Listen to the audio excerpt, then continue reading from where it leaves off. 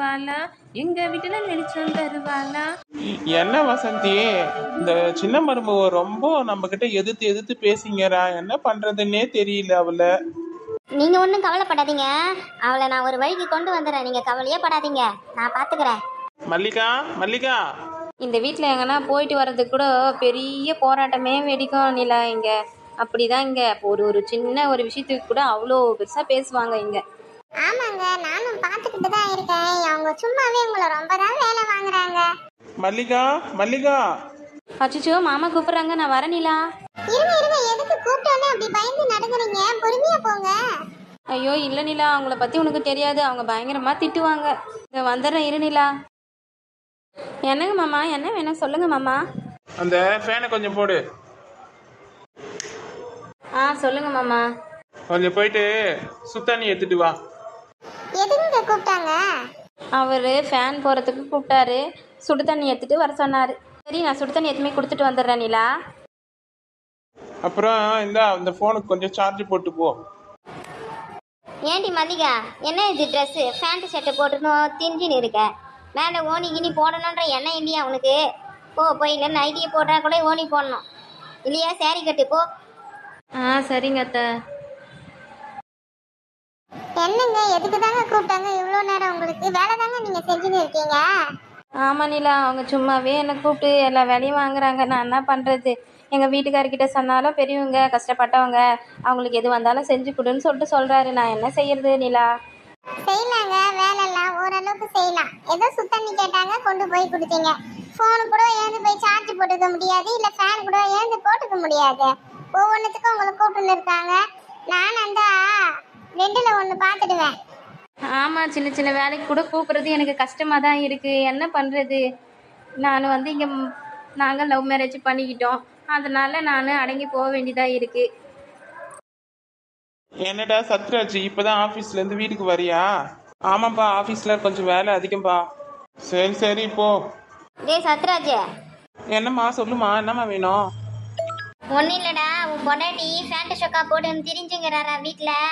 அதெல்லாம் போடக்கூடாதுன்னு சொல்லு, சேலை கட்ட சொல்லு. நைட்டி கீட்டிலாம் கூட போட்டாலும் ஓனி போட மாட்டேன்றா. இப்போனவோ புதுசாக ஃபேண்ட்டு ஷர்ட்டெல்லாம் தூக்கி மாட்டிக்கிறா. உனக்கே புடவையா குடும்ப பொண்ணா லட்சணமாக புடவை கட்ட சொல்லுடா உன் பொண்டாட்டிக்கிட்ட. சரிம்மா, சொல்றேம்மா மல்லிகா கிட்ட. அட வாங்க சத்யராஜ், என்ன ஆஃபீஸ்லேருந்து இன்னைக்கு சீக்கிரமாக வந்துட்டீங்க?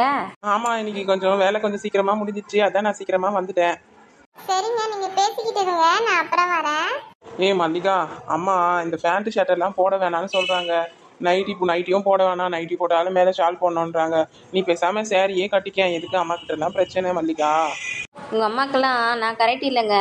என்னதான் அவங்க கூப்பிட்டு வேலை வாங்கினாலும் வாயை முடிக்கிட்டு வேலை செய்கிறேன் பாரு, எல்லாம் என் தப்பு தான். நிலா மாதிரி இருக்கணும், அது மாதிரி இருந்தால் தான் உங்கள் அம்மாக்கெல்லாம் நல்லா இருக்கும். இருக்கட்டும், பார்த்துக்கிறேன். கோச்சுக்காத மல்லிகா, அம்மா நம்ம நல்லதுக்கு தானே சொல்லுவாங்க. என்ன சொல்கிறாங்களோ போங்க. இன்னைக்கு உங்கள் தம்பி வந்தவொடனே என்ன பஞ்சாயத்து கூட்ட போகிறாங்கன்னு பார்க்கலாம். ஒன்றும் தம்பி வரலையா ரமேஷ்?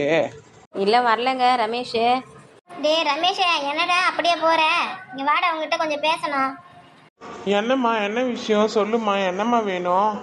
டே இங்க பாடுறா, உன் பொண்டாட்டி சுத்தமா மதிக்கிறதே இல்லடா. என் பேச்சும் கேட்கறது இல்லை, உங்க அப்பா பேச்சும் கேட்கறது இல்லடா. எப்படி இந்த மனுஷன்டா அந்த ஆளு? அவர் பேச்சு கூட கேட்க மாட்டேன்றாடா உன் பொண்டாட்டி. என்னன்னு கொஞ்சம் கூப்பிட்டு விசாரிடா. சரி சரிம்மா, நீங்க டென்ஷன் ஆகாதீங்க, நான் கேட்குறேம்மா. நீ உக்காருமா, நான் கேட்குறேம்மா. உன் பொண்டாட்டி என்கிட்ட மரியாதை இல்லாத பேசுறாடா, நானும் கேள்றா. அதுக்கு தான் இருக்கா மல்லிகா. நான் சொன்னதும் சொல்லாதம்மா ஓடியாந்து வேலை செய்யறா. இந்த பொண்ணு எப்படி இருக்கா, அந்த பொண்ணு எப்படி இருக்கா, கொஞ்சம் பார்த்து நம்ம குடும்பத்துக்கு ஏற்ற மாதிரி நடந்துக்க சொல்லுடா உன் பொண்டாட்டி நிலாவ. சரிங்கப்பா, நான் என்ன ஏதுன்னு கேட்குறேன்ப்பா அவளை. இங்க பாருங்க, உங்ககிட்டலாம் நான் வேணும்லாம் வந்து நான் எந்த ஒரு சண்டையும் போட கிடையாது. நீங்க பேசுறதுக்கு நான் கரெக்டா பேசுறேன். நீங்க வாக்கிங் போக கூடாதுன்னு சொன்னீங்க, நான் வாக்கிங் போனேன். இதுல ஒண்ணு எனக்கு ஒன்றும் தப்பு தெரியல. எப்போ நான் உங்களை அவமானமும் படுத்தல. நான் என் வேலையை தான் நான் கரெக்டா ரொட்டேன் ஒர்க் செஞ்சுட்டு இருக்கேன். நிலா, கொஞ்சம் வாயை மூட. எதுக்கு நீ இப்படி இப்போ அம்மா அப்பா கிட்ட இப்படிலாம் பேசிங்கிற? அவங்க வயசானவங்க, அவங்க சொல்றத கொஞ்சம் புரிஞ்சு நடந்துக்க. வயசானவங்கன்னா அவங்களால எழுந்து ஒரு ஃபேனை போட்டுக்க முடியாதா? இல்லை ஃபோனு பார்க்குறாங்களே, ஃபோனுக்கு சார்ஜர் போட முடியாதா? எல்லாத்துக்கும் ஏமாந்தவ கிடைச்சிட்டா ஏறி மேய்ப்பாங்க உங்க அம்மா அப்பாவும். உங்க அண்ணியை நான் வந்ததுலேருந்து பார்த்துட்டு தான் இருக்கேன், உங்க அண்ணியை எவ்வளோ பாடுபடுத்துறாங்கன்ட்டு. ஒரு தண்ணி எடுத்து பெஞ்சு மேல இருக்கிற தண்ணி எடுத்து குடிக்கிறதுக்கு கூட எங்க அம்மாக்கு வலிக்குது. இங்க இருந்து சமையல் கஷ்டப்பட்டு சமையல் வேலை எல்லாம் பண்ணிட்டு இருக்காங்க. அங்க வந்து தண்ணி எடுத்துன்னு வந்து இவங்க குடுக்கணுமா. இதுல உங்க அப்பா வேற வந்து அங்க என் பொண்டாட்டி கத்திக்கிட்டே இருக்கா, மாடு மாதிரி நாய் மாதிரி கத்தின்னு இருக்கா. எந்த ஒரு கவலையும் இல்லாத உட்காந்துன்னு சமையல் செஞ்சு கதை பேசிங்கிறீங்களான்னு வந்து கேள்வி கேட்கறாங்க வேலை செய்யறவங்க கிட்ட. இதெல்லாம் கொஞ்சம் உங்க அம்மா அப்பாவுக்கு எடுத்து சொல்லுங்க. வயசான நாள்ல அமைதியா இருந்துட்டு இருக்க சொல்லுங்க. நாங்க பாத்துக்கிறோம். வேலை செஞ்சோமா சாப்பாடு போடுறோமான்னு இருக்க சொல்லுங்க. டேய் ரமேஷ், இந்த வீட்டில் நான் ஒரு நிமிஷம் கூட இருக்க மாட்டேன்டா. உன் பொண்டாட்டி என்ன வாய்க்கு வந்ததெல்லாம் பேசுறா. நான் போறேன்டா, இந்த வீட்டை விட்டு நாங்கள் வெளியே போறேன்டா. ஆமா ஆமா சொல்லுங்க. இந்த வீட்டை விட்டு வெளியே போறேன்னு கேட்டாங்கன்னா என் மருமகளுங்களை நாங்க சும்மா அதுக்கு வேலை வாங்கணும். அதை அவங்க உண்மையை பிடிச்சி கேட்டாங்க. அதனால நாங்க வெளியே வந்துட்டோம்னு சொல்லுங்க. உங்களுக்கு தான் அசிங்கம். ஏய் சும்மா இரு நிலா, சும்மா இரு.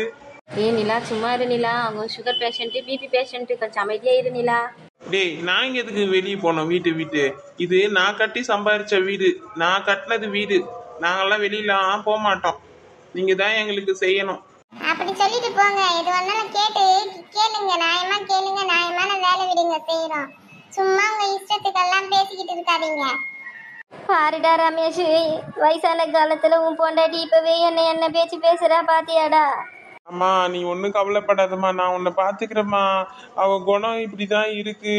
கொஞ்ச நாள் போனா நம்ம வழிக்கு வந்துருவாம்மா. கொஞ்சம் விட்டு பிடிப்போம்மா. என்ன பண்றது? நீங்க அழுவாதீங்கம்மா, நான் அவளுக்கு எடுத்து சொல்லி புரிய வைக்கிறேம்மா. ஏங்க இந்த நிலா பொண்ணு யாருக்குமே பயப்பட மாட்டேன்றா போல இருக்குங்க.